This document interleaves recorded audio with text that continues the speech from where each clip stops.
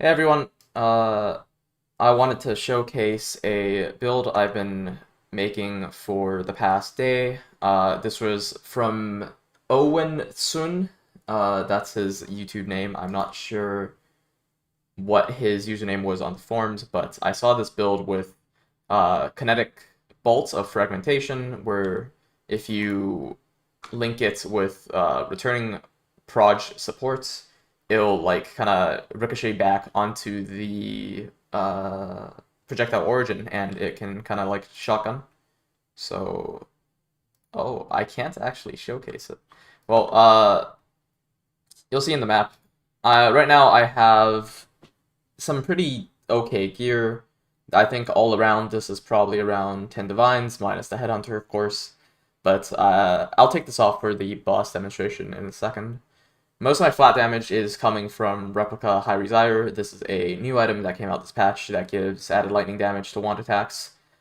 It's pretty good, slightly worse than I'd say the cold damage you can get from normal High Resire, and of course flat damage on bows is usually a lot better, but it has the same defensive profile as normal High Resire, so it's quite the good item because has spell suppression, has the evasion, and you can get the life mastery on the tree that gives you 15% more life if you have no life on your body armor.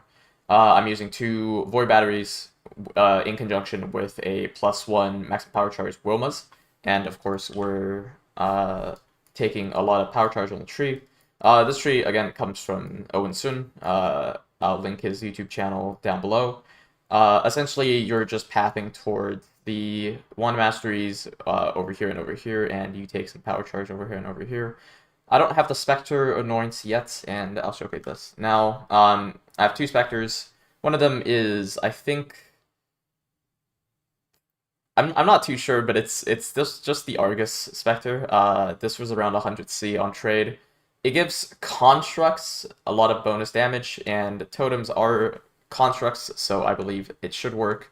And then this little turtle over here is giving me termination, and I think a lot of base armor. I'm not really running any pieces of armor gear other than this, so this armor isn't very high, but it does protect me against some very small hits, so I think it's probably boosting my defenses by an okay amount. I'll showcase this Minotaur here with just 42% more monster life and enfeeble. Uh, Keep in mind, my PC isn't the best, so the frame rates will probably be rather abhorrent. Alright, so we're back. We're past the loading screen. I cleared it a little bit into the map because I had some performance issues, but you can see it's still the same map. One of the biggest problems I've had with this build, as you'll see now, is that the clear is terrible in the least useful way possible. The issue with the totems is that they can only shotgun when they're standing right above... Oh, my specters are gonna fucking die.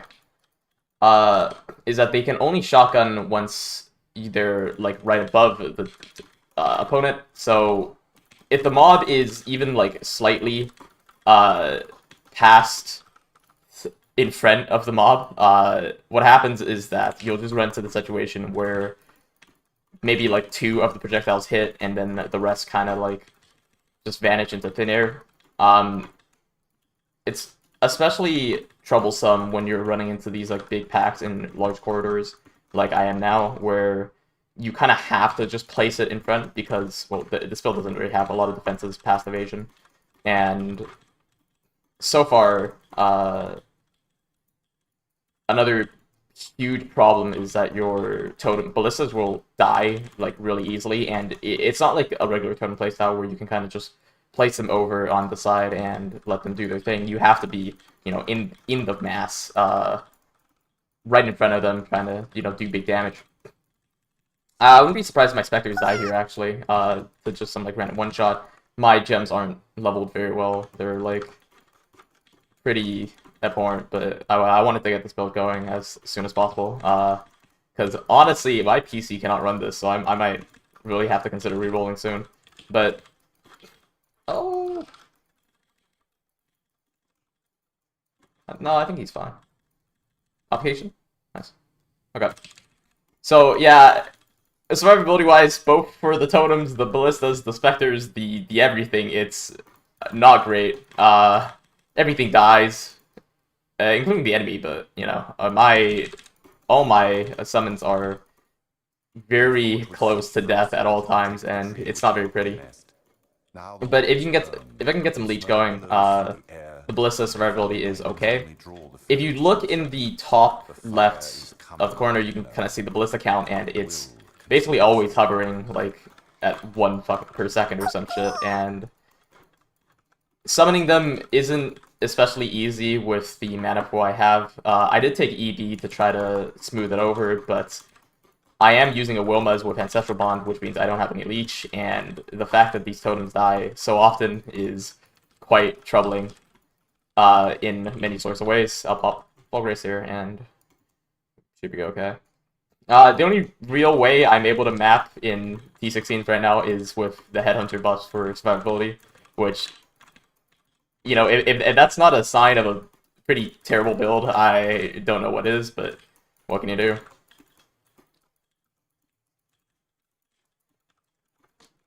And we're dead here. Unfortunate. Alright, so we're back in the map after a pretty unfortunate death. I cleared the pack right in front because they were stopping me from pressing the record button. As you can see, survivability isn't the greatest. Against multi-hits especially because, well, projectile multi-hits that pierce will go through both your minions and your totems, and there's really no saving that. Oh, 3.9 Divine Trade. Let me just take that first real quick. Yeah, if I could, like, change this build, it'd probably be #1 biggest thing is the shield. It's really not the best defensive profile with just evasion. I don't really have a lot of damage mitigation. Oh, if you notice the portals, it's just because I was crashing trying to enter the map. Yeah, again, defensive profile-wise, it's not great. It would be nice if this build had a shield, maybe the Fizz Convert shield from Exarch. That would probably solve a lot of the Fizz damage issues, if I were to guess. Right now, I have Determination from the little turtle minion, but I don't know if that's really enough, because it seems to be, to me, that I'm getting kind of popped instantly from a lot of melee hits. I don't know what damage these little Eldritch things are. I'm not sure, but whatever it is, it's pretty deadly. Mostly because right now, if you can notice, that's... Oh, my fucking... Yeah, okay. If you can notice, my totems are dying instantly to hit their little beams before they can even fire. A pretty big issue with Ballista Totem that I've noticed is that they have a little delay before they fire. So if the Ballistas can't outlive the delay, they kind of just die, like, immediately, and it's not very pretty. I'll try to kill this Harbinger pack here. This should be better than the other influence packs, if I were to presume, because these guys are mostly melee. Yep, okay. So, well, we're 1 portal left, so we'll see how this goes. I'm not too sure what the single target DPS is on POB. If in optimal conditions, maybe it's around 10 million. In suboptimal conditions, maybe like 2 million.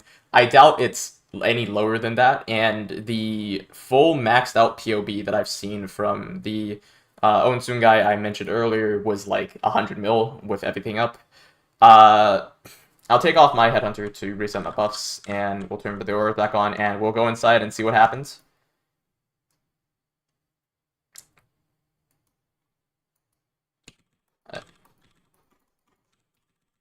Gotta stack it up and unleash. You can see my frame rate quickly goes to 0. I don't know what's happening. What you see on screen is what I'm seeing, so, you know, there's no discrepancy. But hey, 15 seconds later, after my entire PC freezes, he's dead, so the damage is there, but I don't know what's happening. Yeah, that's the showcase. It's a pretty scuffed build. It's a pretty scuffed setup. You could probably make this pretty good if you put some flat damage on the wands, perhaps, and wore a shield instead of double void batteries, but I thought the setup looked pretty cheap, and I didn't want to spend too much because I had some pretty expensive build cooked up later down the line. Again, this gear is probably around, like, at most 10 divines, at very, very most 10 divines. These two void batteries combined were probably like 100C. This Wilma's, I think I bought for 70C off trade. It's a pretty shit roll as well. The replica Hyries Ire I got for 100C for the base, and then I 5 linked it and 5 socketed it myself. These colors were okay. These colors were okay to get, but it wasn't anything too special. I have the Badge of the Brotherhood without an Anoint because I am too lazy to buy it. These rings are both, I think, 10 to 20. Well, this ring was, I think, was 10C, and this ring, I think, was 20C. These gloves I crafted with 3 essences, and I bought the glove with 9% mark effect already on it, and I just hit it with 2 embers? I'm not sure. Yes, embers. And these boots I bought on trade for, I think, 10C, and I got the implicits pretty easily.